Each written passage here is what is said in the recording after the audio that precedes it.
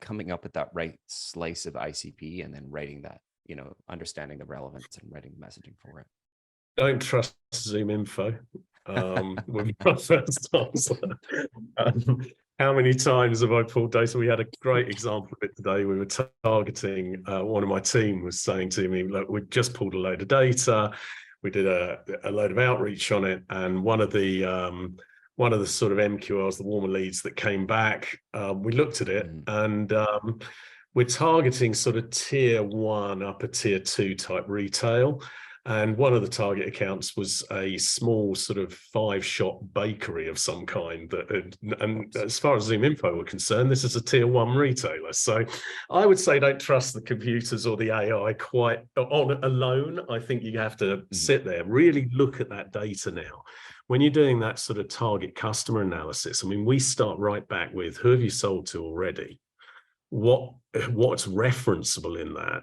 How did you sell it and why did they buy it? And those simple set of questions around the ones that you've already done dictates the priority list on where you put your effort in terms of how you build out those ICPs and build out the personas, and the value messages that go into that.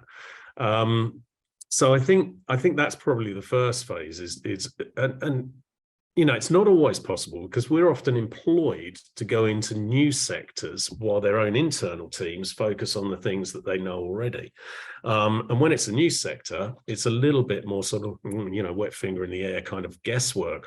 But we're trying to, again, what you try and do there is our ops team and account management team try to work with the client to understand what's aligned closely to it and looking again at the process that you're solving a problem for and how you sold it to them and saying, right, how could that apply to this vertical sector? And then how do we message that in and align that back to the stories we can tell from these other verticals that we've gone into?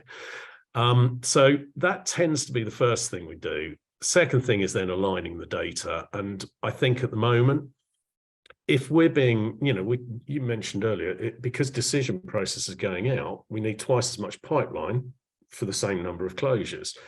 That's not always going to be possible. So if we can't address the same twice as much, we have to address the quality and we have to just improve the conversion likelihood by doing as much of that upfront work as we can without stifling the activity levels that we were talking about before.